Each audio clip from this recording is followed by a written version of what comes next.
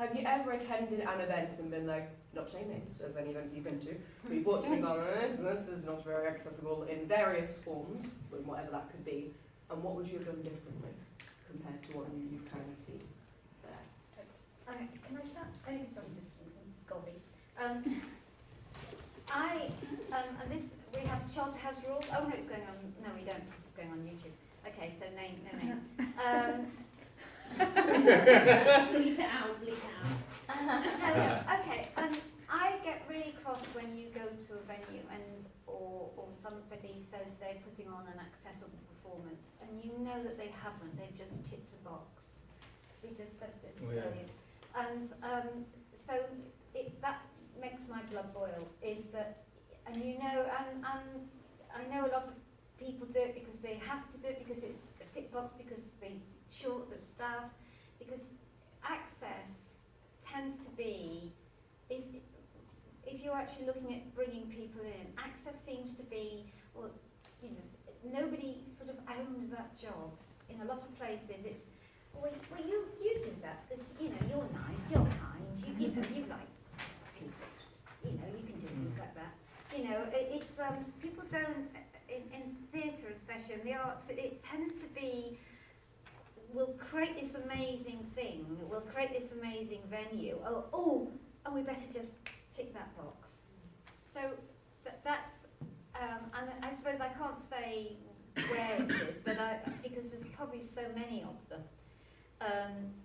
But I do believe that some venue, and it's getting better, it is getting better, but people, I'll use the example of relaxed performances. People say they put on relaxed performances, and they say, oh, we've turned the lights, we keep the lights on, we've turned the sound down, and yes, we tick that box, and that's it. And, you know, oh, we've got a few colouring sheets in the bar and the odd scatter cushion. That's it, you know, and I don't know if you, and that way you can tell I'm passionate about it. And it just it seems so unfair that it's always like the afterthought. It's not part of the creative process. If you're creating anything, if you are putting on any sort of piece of theatre, piece of art, don't tick it at the end. Make it the central part of what you're doing. So, God, I am on a soapbox, aren't I? I have retired, but not really. Still going. Yeah, share those sentiments, because we literally just spoke about this before the camera started rolling as well. It was the idea of how information is passed on to people, and if an email or PDF or something like Eventbrite or whatever, not plugging any websites right now, but if an event is marketed in a way where, and when it comes to the event, everyone's saying, oh, it's really inclusive, diverse audience, and so actually people with screen readers couldn't have read that PDF image because that's how it was marketed. If you have different formats of your message, it will reach more people, firstly. That's before even the event starts. It's about how that initial information is relayed, and if someone needs to talk to someone over the phone, who's there to pick up and just answer and relieve anxiety for some people. Transport, how to get to that space, I think if the people can't get to the venue, that's where you start your problems, because you can do as much work as you can about the event. It's understanding, okay, have we made it a smooth transition for everyone? Not just about the transport, again, it's about what's on offer once people are there.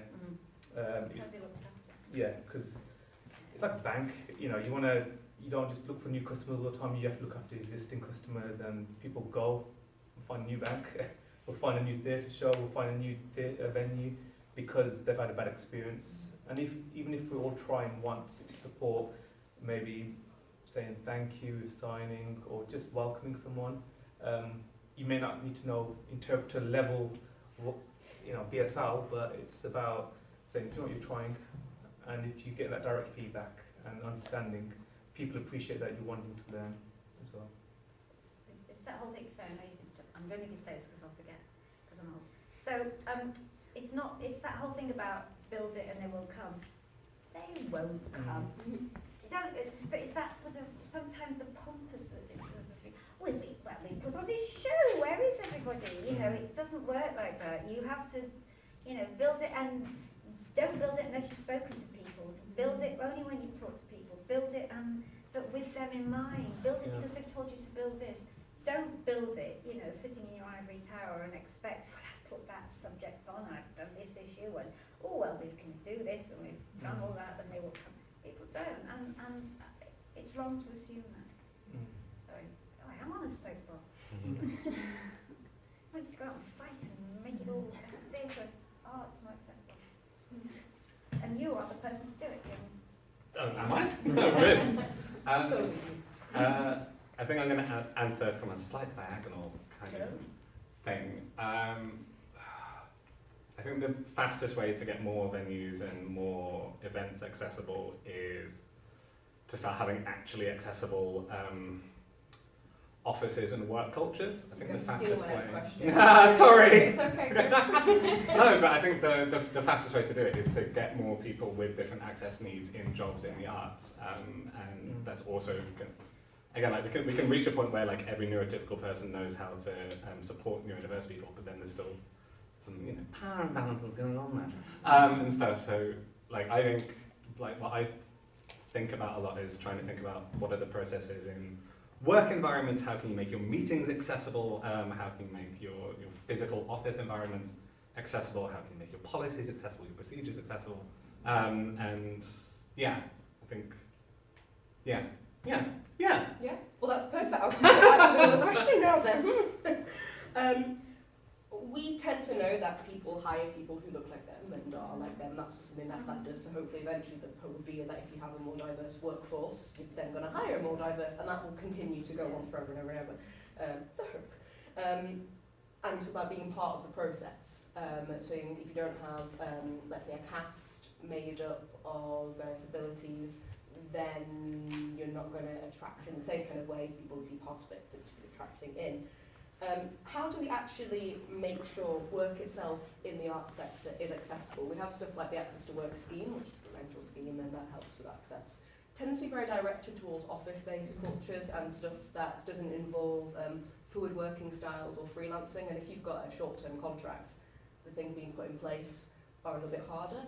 Or you hear about some weird ones about people saying, I struggle with lighting, give them a lamp, but you still want a fluorescent office. Thanks for the light, but that doesn't really do much.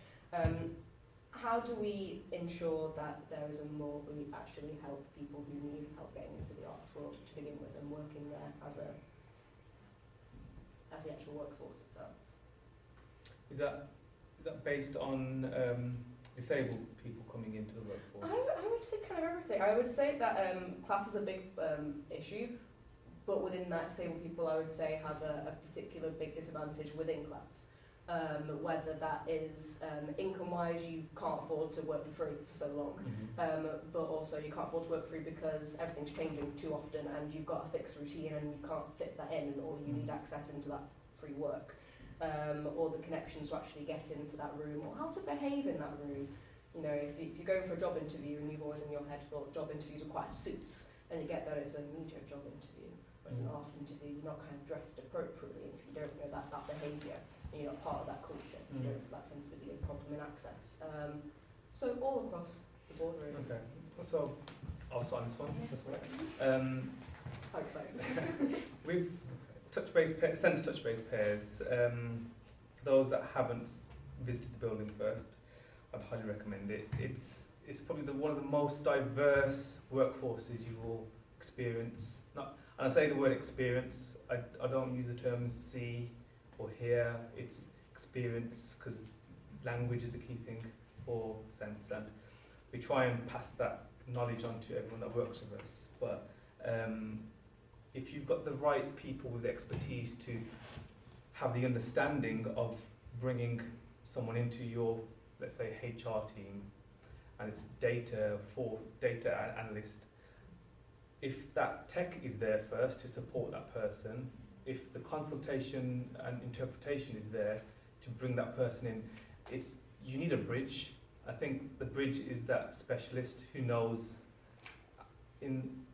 how to consult, how to explain each task, how to give that person an understanding that they deserve, in an organisation. I think having the time and patience for transitions is key to bring someone in to that space, because we can't just assume that someone has to hit the workload straight away head on. It's not about that. That's a very Wolf of Wall Street mentality, going, yes, we'll do it, ring the bell type of thing. No, it's actually, do you know what? Everyone needs that time to learn and understand. Even someone without a disability, you know. And that's an interesting thing to pick up on.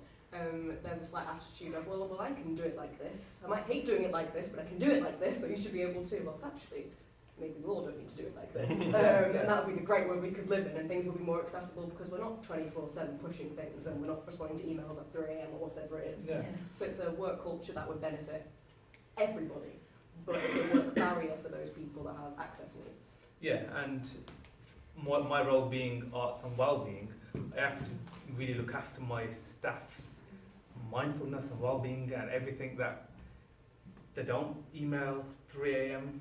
We have, and you can probably talk to my colleagues about this, I was very guilty of doing that myself. And it was really hard to stray away from that. When you're in a small team in the first phase, it's like you're trying to wear many hats, you're trying to do things, and actually no, let's get one thing right, correct, the best we can. You'll never get anything perfect because your environment's changing, the people are changing, so you're just adapting and evolving, and you're learning from others as you go along. We're not a finished article by any means, but we have a bigger understanding of what a hybrid sort of sector may need when it comes to the arts and social care, because we're in that. But understanding people coming into a workforce and making the workspace accessible, you have to create a safe environment. And I think environment first, and then introducing that person into that space is key. It's also it's also the attitude of the staff as well. It's that whole sort of, you can make it a really accessible workspace, but if everybody's sort of, so for example, somebody who would need to have breaks, or just can only work for a certain amount of time, can only sit down for a certain amount of time, can only concentrate for a certain amount of time. It's everybody. It's the sort of the culture of the organisation that we're all. I was brought up with this whole Protestant work ethic. You have to go to work. You get there at 9 o'clock. You finish at 5:30, and you have to sit and have your lunch at the computer. All this rubbish. And I do that. And I don't work, and I've got to get up and do this. But we have that built into us. But that doesn't make you a better person at work. It doesn't make you produce more. So if you take away the whole sort of attitude of how people go to work and take away that horrible pressure and that awful thing about answering. Well, look at me. Look at her answering emails at 4 o'clock in the morning. Oh, I better do that too. And there's that awful thing where you have to write emails backwards and forwards. But taking all that out of it, I think if you start thinking how put yourself in somebody else's shoes who does find it difficult being with somebody like that. It's somebody who just can't bear to be in one place or doesn't need to be on their own. Or, that just think how it would be. I think that's me.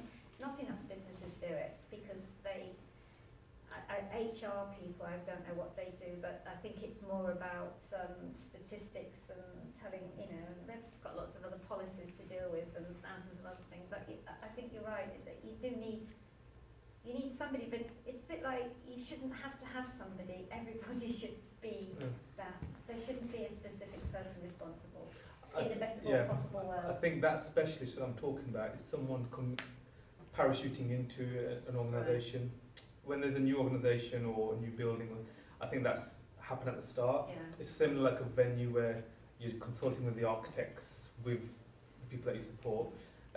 Existing buildings you can't change, but you can adapt. Yeah. So I think coming in from a solid team that everyone has in their own workplace, it's just saying, okay, who do we get the expertise from? So we at Sense, we provide training for organisations.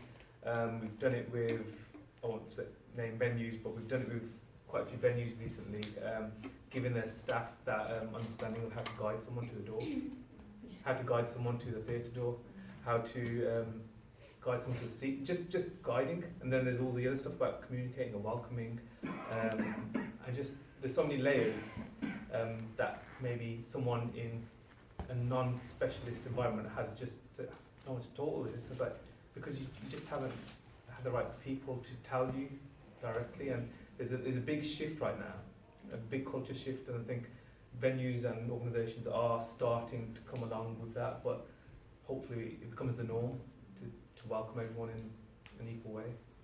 Before I let you answer that question, I'm going to just pick when you point about breaks. Breaks and after work stuff that are officially when times are finished is a barrier for anybody, or when times finished, in terms of childcare or whatever could be going on outside of it. But if you are someone who has burnout or something like that, whatever's going to be going on, break time might need to be quiet. It might not be a time to kind of unofficially network, which could prevent you from going further.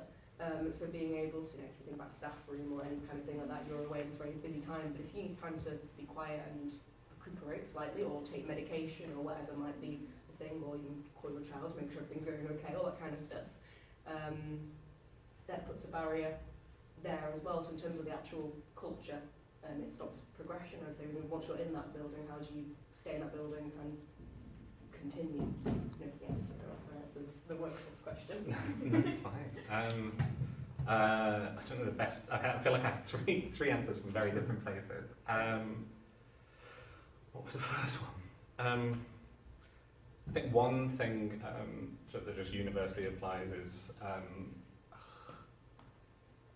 slow down. I think slowness is quite a big part of being more accessible.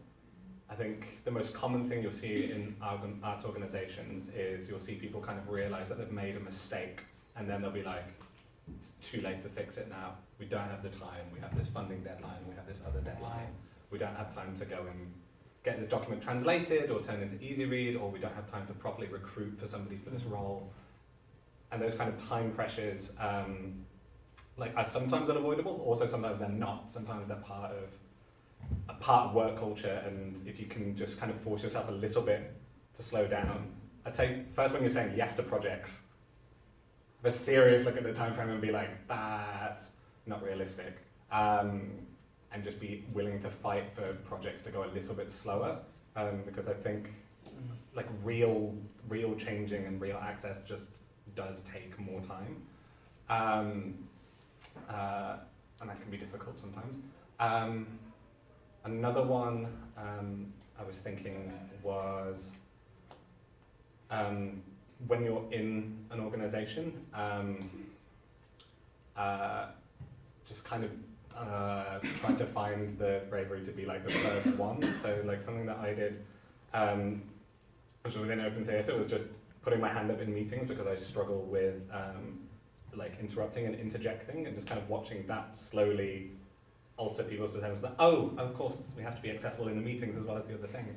And just even little things like that. And it wasn't a case of me thinking about like somebody with like different access needs to me, what would they need? It's kind of started from me looking at my own access needs and being honest and just being like, I know that these aren't particularly huge, and like you were saying, like, you know, I can interject if I really have to, but if I just start doing these things that like make it a little bit easier for me, it just makes everyone else a little bit more conscious. And then from that position, it's much easier to start making other changes, because it's on everybody's minds a little bit more. I'd also say, particularly for you guys at the start of your creative careers, don't wait until you feel like you're in a position of a decision maker.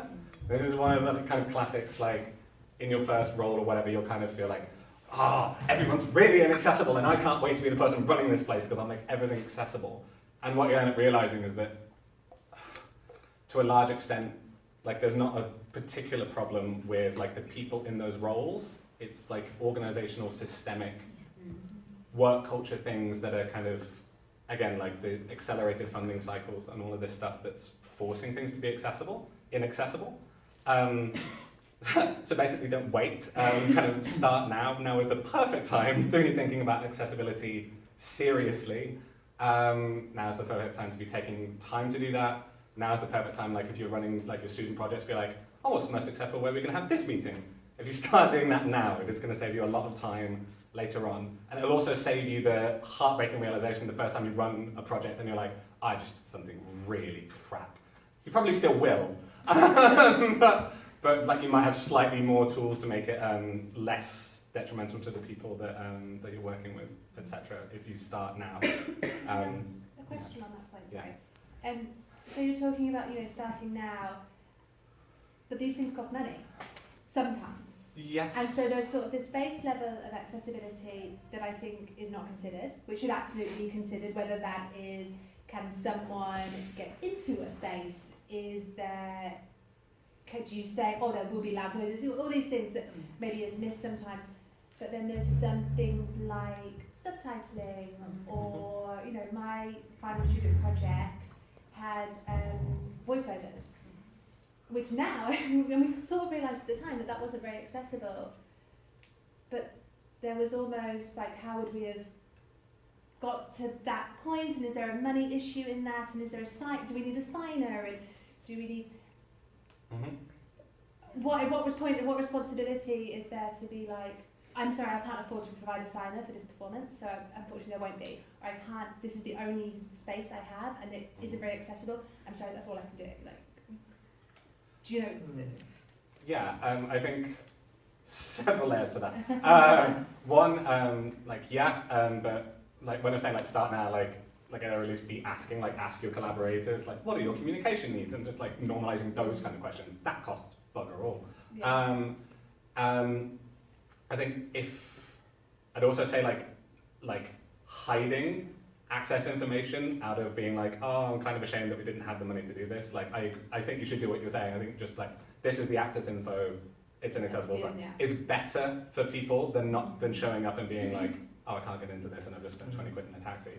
Like that needs to be normalized as well. Okay. I think to some extent we also need to get a lot more comfortable being uncomfortable. Yeah. Like this, as you were saying, like it's a process. Yeah. No one is ever going to be perfect. Like I think the most useful thing you can do as somebody trying to think about access is like be willing to be wrong, be willing to wrong often, keep learning, keep listening, and don't be. I mean, you can be afraid of screwing it up because we should try to be avoiding it, but it is also. Then you Going learn. to You learn happen. from failure. If you're perfect, Yeah. then what are you learning? If you think, oh, I'm doing everything right, then Oh, you yeah. never do Yeah. anything right. And one thing that all of us who've worked with Richard Hazel will say that when we look in the relaxed performance, say for the audience, we try to cater, we bring the lights up a bit or we bring the sound down a bit. But each one of those people in that audience will have a totally different need. Yeah. So some people who are bringing the sound down. I was telling one parent and this child, oh, well, we'll bring the lights up so you can see what's going on. He said, what? He hates the light. He likes being in the dark. So straight away, we were doing something wrong. And you don't know, but you don't know what you don't know. I'm not going to go straight on. But we don't. But you're right. You will always look like you might fail, but the thing is as long as you can try and show that you're actually doing everything possible, and you know that if somebody says to you, actually, that doesn't help me, can you do this? I think it's about being adaptable as well and making reasonable adjustment. But I think, sorry, just how they say about the disability policy. What's it? Social model. Yeah. No, not that. I love the social model. But it's about making reasonable adjustments for your venue or whatever. But the fact is, it's what people say reasonable. I just think that's not reasonable.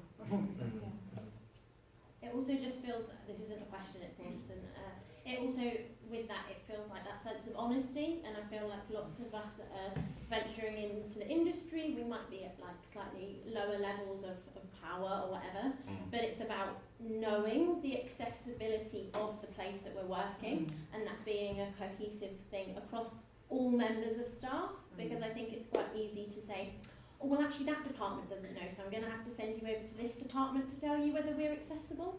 And I know I do some stuff where I hire out the venue, and it's like you have to be really honest from the day one, and you have to say, I'm really sorry, this venue is not accessible, or I'm really sorry, our speakers aren't working very well, so it sounds really tinny. But it's all of those things about everyone across the board knowing about it, and I often feel like we limit things to being, oh, that's that department that needs to know about that and you don't, whereas actually everyone in the company needs to know. It's that ownership as well, isn't it? Yeah, I love that kind of point about the honesty. I saw your final piece and it was superb. I love how it said on the venue that it's not accessible, the toilets you can't get to and you can't get downstairs. We were perfectly aware of that, and it's only really with hindsight maybe that sometimes you realise, oh crap, what if like someone wasn't able to experience that because of this, or what if someone... But you could be able to do something else. So if you, for example, I don't know, there might be another way you could take that experience to that person, or take it out, or there's just because it doesn't work at that, you can't do that. Then think laterally, how else can you make it happen? And that's, I'm sure you did, but that's but then when sometimes you're limited by money, exactly. or by funding, or by It's time, horrible. or by Yeah. there's lots of different things that force you into a box, and then you think, well, this is all I can do. This works for me. So my creative process. So I think the honesty is even when you're sort of late into a project as well, and you're coming up towards the evaluation side, research and experiencing what went on. I think if you're really honest in a report about what you did, what you experienced, it really helps you and your teams develop your next phase, for example, to say, actually, this is what we've learned, because if you're not being honest, you're not really developing or learning along the way, and it's about impact as well. Are you having an impact on yourselves, your practice, the people that were part of your projects? Otherwise, when they come back to your next project, they're like, oh, these guys haven't changed anything, because we told them the issues. We said there's no stairs in this building, so there's no lifts. Sorry, but there's just stairs. Why wasn't the venue changed for this pop-up event? Why wasn't So those conversations are great to have throughout. I guess if they're in a venue like that, then you don't use them again. Eventually, no one uses them, and then they're forced. And they just change exactly. Because if you guys are the people bringing these audiences, the venues will definitely come and get you guys to sort of bring to them. Save you the hard work. Mostly exactly the same thing. Reflection, I think, is just a really big important part of access and everything else in the industry. And I think within that, you also start to see why some work patterns and some types of work are just less conducive to accessible work. Like long-term collaborations, it's much easier to be accessible because you are reflecting and you're running future projects together. I'd say that's a definite, as much as you can even now, be fostering those long-term partnerships, because those are the people that you're going to be able to make those kind of changes and differences with. It's going to be hard for a bit doing the short-term work and the short-term project. It's really, really, really hard to make some of that stuff accessible. You can with good planning, but the more you're working long-term with good people who you trust and all of those things, it gets a lot easier. And then you can have more honest conversations as well, because you're not panicking about being the only person who's like, am I going to be the only person who brings up the class issues with this event, etc. And then you start to feel a bit like the conscience of, have you remembered to do that? It's almost like when I first started the Hippodrome, my boss said, we pay you to be the conscience of the theatre. And they've changed it. But to be fair to them, I mean, this is a long time ago now, and they have invested in it, and they have listened, and big time. But it's that. But now it's not an add-on. Now it is part of the development. Part of the creative process. But that's the thing. I suppose it's that sort of annoying voice in your ear, and suddenly suddenly it happens. But you may find for a lot of the beginning of your career, you are that voice in somebody's ear, and being out, telling people how to make things possible. I think it's in terms of access, it's sort of obviously there's the sort of being the audience member, but then also being the actor and being part of it, and on that side as well, and on when you're casting and there was the whole constant argument right at the beginning when it was curious incidents of the dog in the night time, you know, and they didn't, you know, the actors were neurotypical, you know, and the person that was, you know, who should have been in it, he was, I don't know his name now, he didn't access all the areas, he's one of the... Yeah, he was that creative mind as well. Yeah, brilliant. But it's like, you know, it's how you cast, so I don't know what role you're going to be in, but it's almost about thinking about who you bring into your productions as well, and that's, to me, just makes me, and then you said what makes you cross as well, it's somebody, so it's somebody pretending to be in a wheelchair, you know, and they're not in a wheelchair, you know, those sort of stupid things like that. And don't be afraid to speak up as well. Whatever collaboration you're in, whatever partnership you are the voice for the people that may not have a voice as well.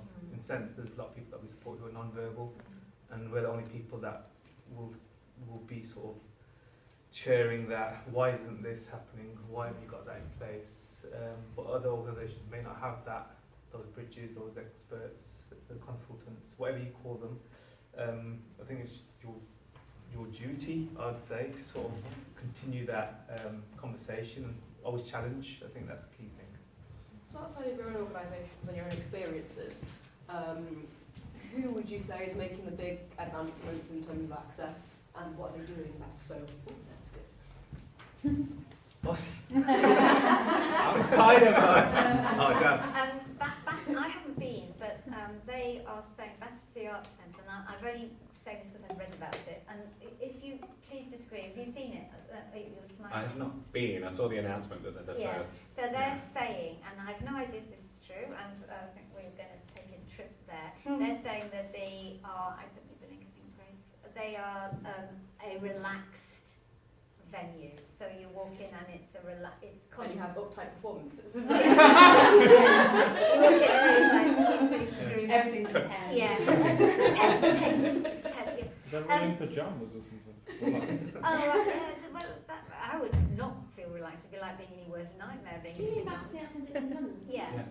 I've got a training session there in a couple of weeks, so I will... please feedback. Well, then do Better feedback, Full because relaxed. I know what I'm wearing. Nothing. I would be very tense if that was it would be really interesting to know, because, I mean, again, it's going back to the design of venues, isn't it? It for me, they should be relaxed from the word go. One thing, this is really interesting, I was at a meeting the other week, and there was a woman there from, and she suffers from chronic back pain, I mean, severe debilitating back pain, and she can only sit still by now. So something as simple as this, us putting together this room like this, we're not taking into account other people's sort of needs, and she can't go to the theatre, so because you have to sit and watch the theatre which is there. So she's written a play where you lie down and look at it's all up there, and you just think that's being adaptable. That to me is exciting, and what she's done is she's getting people to get sort of just a sofa, like an IKEA sofa that you can have in your venue that people can just lie down. I know that the Hippodrome have got those sort of banquette things everywhere, because I've slept on one overnight, let me tell you, when we did our sleepover. Anyway, another story. But anyway, but those are not, I kept falling off. And the lift goes up and down all the time. But what's really interesting is that if you thought about it, you could have reclining seats in a theatre. But then you can't, but then it's the same with airplanes, then there's less Somebody seats. behind you. So they just have to take that into... Relax. But exactly, when you book it in advance, you just know you're going to say, again, it's that whole thing about you are making reasonable adjustment. I just think it would be really interesting if some venues actually might say we're doing it. Just said we're doing it, and then... We've got to put reclining seat. Yeah, we know we're going to take another, we're going to lose how many thousands a year by, but it wouldn't be used all the time, and people would be able to book it. But it was just that sort of idea. I thought, what brilliant.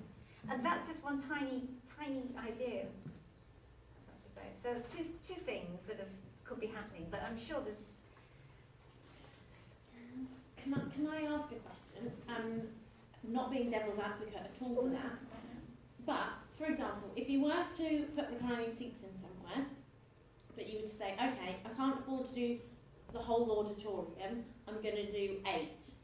Oh yeah, you'd only do, But yeah. so, this is my question, how do we identify, how as a venue, do you work around saying that is someone that has an accessibility need that needs that, or that's someone going, oh, that looks like a comfy chair, I want to sit in that. Well, it would be the same. Well, no, it's a really good question. It's the same, and it gets into this whole nightmare as well about this. We have wheelchair spaces. I keep Hippodrome, when we did the rap performance, I was so impressed. We had 36 wheelchairs. Wow. I was crying because we take chairs out. We've got that many spaces. That is amazing, right? So we have lounges where people sit in their wheelchairs with us sort of supporters. So what you would do if I was owning a theatre, I would take 2 seats out near the back, where sort of like going on to where those lounges were, or somewhere like that, where you probably on the back row. They would have to be on the back row, and they could just recline, so you wouldn't be sort of knocking somebody over. They have to book through a certain way. You have to ring up and book them. Okay. So you would do it through there. You Yeah. can't book a wheelchair space online because of that very reason. But those are the kind of things that you put in place to Yeah. make sure that the right people are getting those accessibility requirements and not people Exactly. that don't. But it's registering those people's needs, which Yeah. is a horrible thing as well, because people don't like to register Well, them. that's the challenge as well, because you need the access card, which require you to have like a PIP statement and that can be Exactly. a Which I hate as process. well. Yeah. Exactly. And then that's the whole thing about the invisible disabilities as well. You know, and how does that work? You know, because for me, we have the boxes, and now some people would quite like to be in a box because they just would like to just be able to sort of sit back. You just have, those could be used as a sort of chilled out. You could just put cushions on the floor. You know, they all have. I mean, I'm just talking about the theatre I know, but most theatres, older theatres have boxes, or some way. There was a way of doing things. And that's an answer for the older theatres. Yeah. I think for the newer theatres, That don't have boxes. we don't have any seats. There you go. Yeah. It was designed so that the space would adapt to the activity. Yeah. So rack seatings and fixed seating, it was all stripped back. We have a theatre space where the semi-sprung floor, wooden beach panels, so anyone can feel the vibrations, anyone with a hearing impairment, through the floor and the seats when placed, and we can adjust those levels to the groups, because we always want to find out who's coming in on a bespoke level. So it's a person-centered approach that we take. It takes a long time, but It for us, exists and can be done. yeah. But to top your 36 people in wheelchairs, Outrageous. we recently had the Welsh National Opera come in and making that accessible in different terms of sub-packs to linking in with vibrations. Had older people come in from local dementia care homes to people with sense services. Integration was key about our building, because that's another topic where I'm sure you might ask a question about is people are living in their own silos and doing things separately. The building was about community cohesion, integration, and people without disabilities sit next to someone with a disability. That should be the norm on a pottery course, because it's always been separated. It's always been like a course specific for people with disabilities or additional needs. It's like, why not just put everyone in the same space, adapt. The quality should always be high. All we do is adapt the delivery and tools to get to the same point. If everyone's simplifying their workshop plans or their productions just because someone has an impairment, it's not the right way, because we're not the artistry should be always up there, and we work hard to make sure that we can adapt the space and the tools for the best viewing, the best hearing. For anyone that has an issue with certain sound frequencies, we can adapt that because we have built-in cochlear induction loops as well. So people with hearing impairments can tap in straight to the mics and stuff.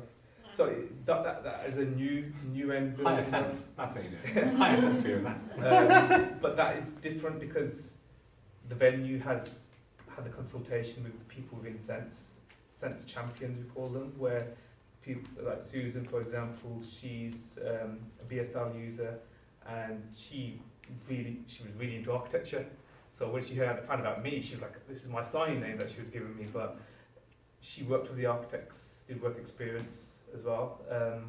Met with the families of the people that we support, talking to the architects and saying, "This is what contrast looks like.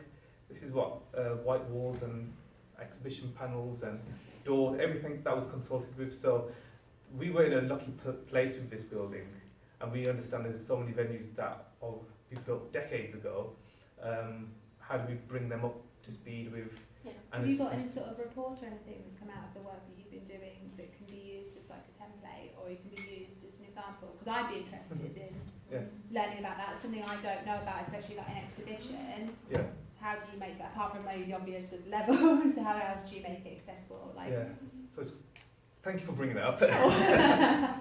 So we. I literally, you There we go. This is the last copy, so I'll put a hard copy in there. But we've just launched our inclusive art strategy for the next 3 years, 2019 to 2022. We thought it would, as Sense Arts, the collective and Sense, we thought it was right to make it ourselves. Everything was done in-house, everything was printed in-house. Me and my colleague, we designed it from a tactile point as well. Everything's raised, so it gives a nod to the tactility of the work that we do, but understanding how, again, it's about format and communication, how a message is passed on.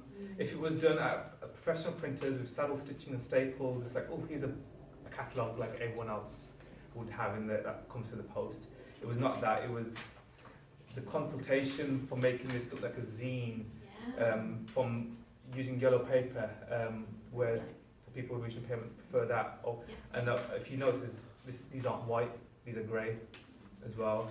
The A3 double folded illustrations, consulting with the illustrators, because for one example, a caricaturist, that discipline, it's a bit of a taking the mickey out of someone's aesthetics. It's emphasising the big teeth or the ears or the fringe going on. For someone who's non-verbal, who can't express it, I say, don't draw me like that. It's about translating that message and saying, actually, we need to tone it down a bit. But when it comes to your practice, just so there's a different face, and we're not stepping the line with anyone's dignity as well, because everyone needs to be respected. And so it was a real challenge for some of the guys to draw someone with a disability. And that was a big learning curve for those, because they've always drawn, again, it's the big teeth, and actually maybe that person doesn't want that, so maybe just a drawing that represents that. So their support staff or family say, that's my son, or that's the person that I support. And we did that throughout, and the report, as you mentioned, this is our approach as well. So it's what we do, it's what we offer, it's what our main aims is. It's about people, places, profile, and program. The four P's. But people is about supporting people in their creative development. Program, making more art with more people. Places, increasing access to culture, and profile, sharing the impact of inclusive arts. So again, we're not the only people that are doing it. There's open theatre, there's Hippodrome, there's all these organisations and venues that are doing it, but I think there needs to be more sharing. I think, and pass this around, how I feel, read, whatever, but please give it back at the end. but you can download that from our website as well. I really are accessible and say, is there a digital version? Yeah, so we've got a PDF and a Word document, so anyone with a vision impairment can use a screen reader to read that as well. So screen readers don't work on PDF? No. Especially certain PDFs that are set without editing as well. So we have a certain template that you have to adhere to when it comes to font and sizing on posters. It's a 20-30 page thing of what it's needed. We have to do our marketing in a certain way. I came into Sense with my design background going, oh, let's add these colours. And then I sent it to the comms team and they sent it back going, this looks nothing like what I designed. But the image was there. It's just like the font, everything. But I understood, I learned along the way, because that was me coming into an organisation thinking, I'm going to shake it up, I'm going to change this. And actually, you know, there's a reason why they were doing it. It's not because it's the design, it was the access. And I think the access is more important, and then the design can be worked around. Actually, if the Arial font is the font that we need to be using and size 14 and above for a poster, let's work around that. There's a bit of a loophole there where we've got something tangible, because sometimes we spend an hour or days thinking, what font should I use for that? But you can't, Yeah, and Arial 14, yellow on black, Yeah. black on yellow. yeah, so at the end of the day, like if everyone was doing the same poster, it'd be really sort of just, you might as well send out a Word template to everyone. But you can add the design element to that, and that's a hard copy way. I mean, the illustrations that you're looking at there, just explaining about the research that we did, where 4% of NPO organisations, people identify as disabled. 4%, so that's really low. So what we do in Sense is empowering the people that we support to become facilitators and leaders in their own right. Oh, you know, with the images that are in the booklet Yeah. of the disabled service users and all that, did you guys consult with service users you were going to represent, or did you in-house think, okay, we can't do that? Or, We had a big consultation with the homes. First, it's the managers of the care home, it's projects that they've been on, because one of the key things that is a barrier, I think, for us sometimes, and it's going to be in a lot of charity organisations, is media consent. If that illustration was drawn very differently and that person may not look recognisable, it's different, but it was kind of like we're representing that person, so it's going to be like close enough to a photo. Okay. And if that person hasn't got consent from the family, Oh, so these are like actual people. It's not like fictional. no, these are representations of all like. these are real people that we Oh, support, okay. and they've been on our funded projects to our regular day programs, ongoing programs. I thought it was just like, I've got a picture of someone in a wheelchair. Let's Yeah. make it so we don't offend people in wheelchairs. No, I didn't know it was it- like it- specific. we had to. It's about authenticity for us, and using the right images. Because we obviously had photos from projects and documentation, because we couldn't have everyone in one room just sitting there and the illustrator drawing. We turned the music room into a design studio for the week, because we had plans of drawings with illustrators, graphic designers, all thinking how that. It turned into a bit of a sweatbox that week, because we were drawing and I was trying to lead these illustrators to say, this is what we need. How do you do this? Feeding back in with my team, and it was a bit of a learning curve, because what was the connecting everything, what was the pages, and it was the people. It's the people that inspire us what we do every day, so they should be part of that. Just an idea of the program. It's just a bit of a collage there, but it was just saying, you know what, we're giving a nod to say we do this, but we also do that as well. It reflects your person-centred approach Yeah. to things. Yeah. And I think you've clearly all demonstrated how your own work, but also in wider sectorally, has things have developed over the last 5 years. Where do you predict things going in the next 5 years, or where do you want them to go? Two very different questions, I suppose. Where do you predict them going, and where do you think things will develop in terms of access? That's your one. Was that mine? Oh, damn it. Where do I think the industry will go in terms of Yeah. Okay.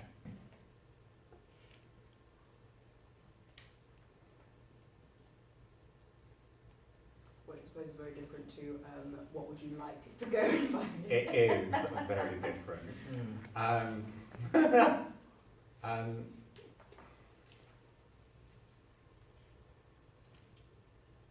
Where I actually think it will go, so I think we'll kind of keep seeing loud road cycles organisations moving slowly, with the exception of touch rate pairs and the drone pretty much.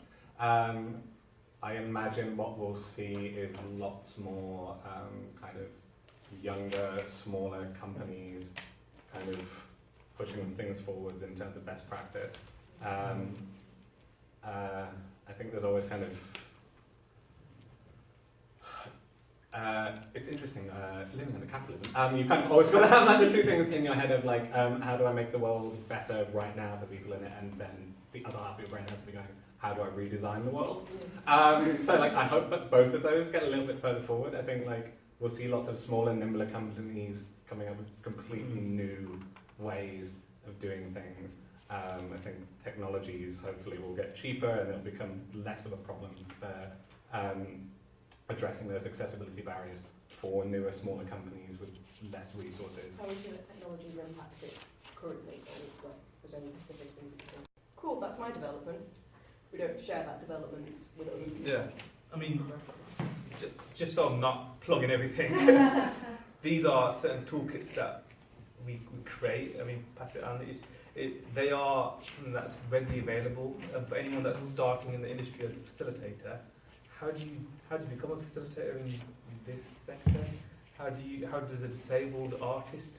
Because there's a difference between an artist and a facilitator, and the training for someone who may be really good at their skill set, but maybe not knowing how to deliver that and sharing what you know. It's in your brain. A master physician, but can't actually teach it when you're in high school. Like, oh, that's great, brilliant, great. Not taking any of this in. Just talking. And there's ways that it's not intimidating, but it's just finding out the quickest route as well. It's also translating it in a way.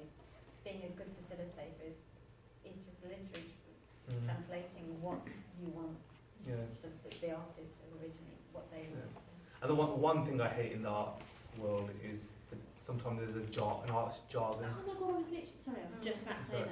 I was like, language is something that like jumps out in both of these two things that you said and the things you've been saying. It's just like our language that we use is just so inaccessible and so exclusive. The amount of funding applications I've worked with artists, and they go, I'm trying to put my head in someone who's just visiting our gallery space.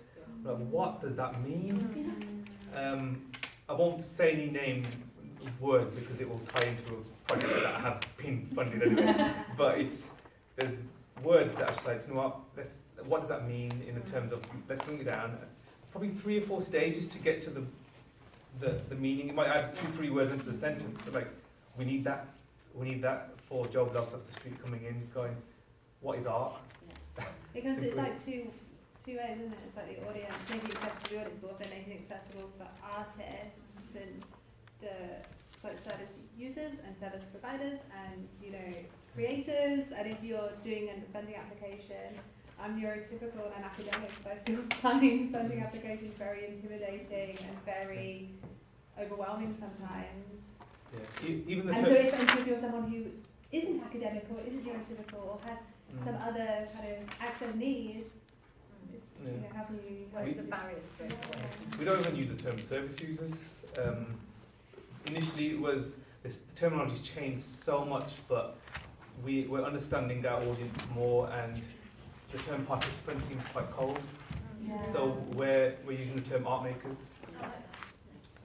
It's what they are. It's if you're working with an artist as well. Sometimes there was an artist and an art maker, and like everyone's saying everyone's an artist. And actually, when you talk to an artist, saying actually there's the planning and all this stuff, like to be an artist and someone just doing art, there was a very sort of swayed opinion. And like, how do you understand an artist? You still need to differentiate it. Like there's still a need to differentiate, but So I mean, the art maker over participant. I think that's the route that we wanted to go down. But is it cold? Is participant cold because in your mind it is like what makes a word? Like I understand what makes a word, devaluing that person's art by what they in my head by saying that it's like I'm the artist has come in, they're the artist, you're the participant, your standard of work that you're going to create isn't going to be as good as mine. That's my relationship to it. And at the end of it, it's an art and it's a piece of art. Whether it's come from different places or is more intellectually informed or Yeah. creatively informed, it is still, it's raw material. But why that does they the are. word, I agree, but why does then that word have that connotation? Because you're still participating, like it's still... The word participant. Yeah, I'm curious It's more very than like, I'm not clinical. disagreeing, I'm just curious about It's it. really, really clinical. Yeah. It usually crops up in community engaged practice, which is also very problematic, because it's like you're engaging a particular community that you need to make work because of, or for, you know.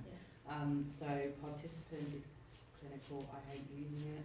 Same Don't with use service it. user, you think of it Service as user is clinical not helpful, like acceptable. learner or borrower or something like that, so I work in library services and I won't, you know what I mean, they're participating in our service user needs to it's very big brother, very strange. But is it clinical because it's overused? No, I think it's used in the wrong context.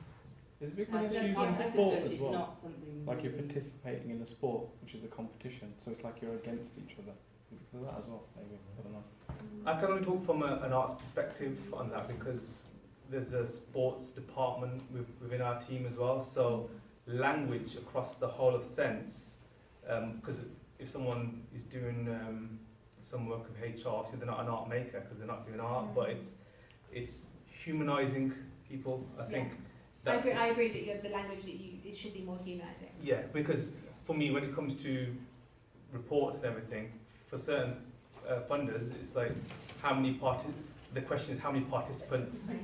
They would be going, art maker? Sorry, what's that? Yeah. They just, Buzzwords. it's the arts count, it's from the funders and all the people you have to sort of jump through the hoops to say So how many people are coming. If the question said how many people or how many individuals are taking part, is that better than saying, I don't know. How many people were involved in the project? Yeah. We're all people, so when I was a support worker in one of the homes, I was like, "Are the guys coming out today?" Or it was just like, as you were, you're in the room, like, "Are we all going out?" Like, it's not like, are the service users or the part? It was just, I would never ever use that, and it's commonly used in certain charities and certain organisations, but it's a culture shift. It's understanding from a person-centered approach. That's the people that are signing to us who can express, but who have the capacity, saying, "I don't want to be called that." As you mentioned before about Feedback. things about kind of looking at new companies, and they will hopefully be starting from a different point than other companies would if they started 20 years ago. But a lot of that has to do with kind of integration in various forms. So how would you suggest that, whether that be disability-based companies learning to integrate their practice in the actual structures company, or whether that be people who take part in programs being then integrated with the mainstream theatre that the program's attached to? How would you stop them being sidelined to like, this is our disability project, over here, we've done that project, how do you make that part of we're an accessible theatre? And how do you stop them? We're an accessible theatre practice, but we're not an accessible theatre company. How do you integrate all of these things that are wonderful, but not together? Or how do you hope that will happen in your work? Can you repeat the question? Yeah, that was complicated. How would you integrate things, whether that be... Or potential different answers. I think like things almost always end up they start in that kind of like, we're going to try this out in a way that is a bit detached. I think within organisations, things like that reflective practice that you're trying to build in, just making sure everybody is present there, so that kind of learning, that change is kind of moving of being like, well, we are working with some underrepresented people, so it doesn't matter that we're avoiding a different group. Because the reality then is that you end up working with the most privileged members of the minority group you're working with, and that's not really accessible. How do you go beyond your own experiences? Whether that be personal experiences or those you've worked with already, go, I know how to do this, I will keep doing this. Pay people who don't look like you. If you can't afford to do that, read people who don't look like you. The main two. collaborate, make partnerships, listen, be willing to be wrong a lot, be willing to unlearn some of the things that society has, without your consent, put in your body and brain, because that's what's happened. Yeah. So, yeah. Yeah. Yeah. Yeah. That's very good. I like Yeah, sorry, I was. Sum it up. But you're right, that's exactly it. It's the listening as well, but it's really important. But you're right, but it's also good to sort of try things out and make mistakes. But sometimes it annoys me when people have sort of spent ages putting together a project and you get the money and it's say I don't know, £10,000, you've got this project and that's it, and then you do it, and then you've got to start something else. And it's that it's never having the time to see. Sometimes because of money, because of things, you do think there's a pot of money here. Let's have that pot of money. I mean, it's great to do it, but it's almost sometimes it stops and you can't, and you have to file it away and start something else. That's the thing that because sometimes things don't work straight away, and it's that being allowed. Again, it's the money. Again, this is in the best of all possible worlds. It will never happen. But if it could, it's almost like, do something that is going to affect, just know there is going to be it probably won't work, but we will have had a go, and something from there will come of it. But people are so scared, and it's about numbers, it's about having to sort of, all your evaluations, and how many people did we get? How many people filled in a form, and It's been a different evaluation system having it open there as well. I remember at one point, this is like a year ago, you're like, yeah, we're just water going things. I can't remember what that was exactly, but you were... This is Rethinks. Yeah. What was that? Yeah, talk about Rethinks, because that will explain why. So we've got Vicky who's on the handout, Oh, right, yeah. and that will explain why she's on the handout. Yeah, so Vicky and I co-run a project called Rethinks. Was originally called Radical Rethinks, but Vicky did not like the word radical, so we changed that. Talk to people about the language you use. Rethinks is a project that looks at things that are inaccessible to do with the workplace and then tries to redesign them in a way that is accessible. The water gun example was we printed out some giant application forms in A3 with many, many breaks in it. We kind of looked through several different companies' forms, and we had giant water guns, and then every time there was a word that people didn't like or a phrase that people didn't like, we got to shoot the thing, and it was wonderful. And that was fun, and then that was a way to start the process of, it was Open Theatre's own forms, I should probably specify. So this was looking at our own forms and being like, and that's again, like, you've got to be willing to be vulnerable as well. You've got to be willing to be like, we're saying all of these things, but we've just done this form, it's going to be really bad. You've got to be willing to do that stuff. All of our forms were soaked and we had to rewrite them, which is fine. That was, again, maybe not the same as now we do have different evaluation forms at the end of our projects because of that. Yeah. I'm going to, before we kind of open to questions, I'm going to, we've got ahead of me on this, we're going to get practical, which is one of the things to do. What is the number one way that people in this room can make a difference? And what is the best resource if people want to divulge and go any deeper in this sort of thing? Well, this is my first step for you guys, is sharing some of the toolkits. But it's having the honest conversations with your peers. I think once, let's say 100 people booked on today, and there's a dozen, whatever, position where we've got good relationships with the homes to allow that honest conversation. And again, we keep going about the honesty. It's really important because the organisations out there who aren't doing this, who are ticking the boxes to funders to say, yeah, we're working inclusively. If there's participants that have been ticked off in the community group that are saying we're not going down the right route if we're constantly doing that. So if more people know about the terminology, the raw language, I think, is if people want to learn more about sense or acorns or scope, all these RNRB, because we've got other tenants within our building and RNRB for carers, and for them to feed into what we're doing as well. We're learning off each other, because the most powerful tool sharing is one another. And that's bar the lovely magazines and pamphlets that I've put. Everyone makes a lovely pamphlet magazine over the next 5 years that will hopefully collate into a new best practice. We need to keep sharing the Yeah, information. because again, it's not that's one snippet of a project for some, because there's so many layers into music, so many layers of yoga, and we're exploring sensory football and, you know, going to Tai Chi and all these things that could happen. It's a slow process, but it needs to be done. So if every discipline is challenged, then we're going down the right route. Yeah. Thank you. I also think, going back to evaluation, because we say, oh, how many people feel wanted, you have to listen to what people have said.